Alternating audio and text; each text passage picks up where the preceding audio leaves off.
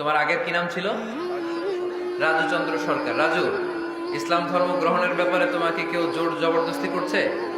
কেউ করেনি। তুমি কি ইসলাম সম্পর্কে জেনে বুঝে স্বেচ্ছায় কালিমা পড়তে চাও? তাহলে তুমি আমার সাথে আওয়াজ করে পড়ো, আশহাদু আল্লাহ ইলাহা ইল্লাল্লাহ ওয়া আশহাদু আন্না মুহাম্মাদান আবদুহু ওয়া রাসূলুহু।